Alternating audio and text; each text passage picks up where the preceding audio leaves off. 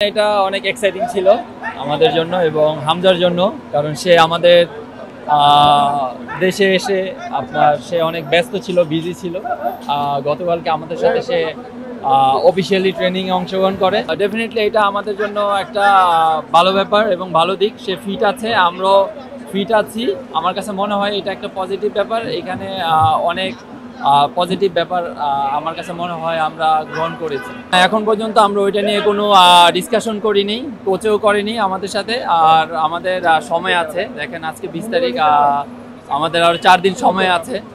তো অবভিয়াসলি আমার কাছে মনে হয় কোচ আমাদেরকে এই ব্যাপার নিয়ে কথা বলবে এবং ভিডিও সেশন করবে, অবশ্যই আমাদেরকে জানাবে, কারণ সে অলরেডি এটা নিয়ে কাজ করে দিয়েছে। স্যান্ডেলিনা সো, রূপচর্চায় আভিজাত্য।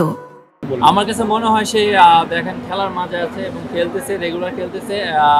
তার ফিটনেস নিয়ে তো আনডাউট, তার fitness world class fitness definitely দেখেন। আর আমার কাছে মনে হয় একটু শিলংয়ে আমাদের খাপ খাওয়াই নিতে একটু সময় লাগবে, কারণ এর জন্য আমার কাছে মনে হয় 4 দিন আগে আমরা যাচ্ছি।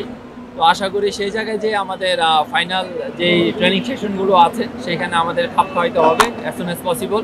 তাহলে আমার কাছে মনে হয় যে আমাদের সবার দেখেন এটা কিন্তু আমাদের দেশের এবং আমাদের খুবই ইম্পর্টেন্ট ম্যাচ।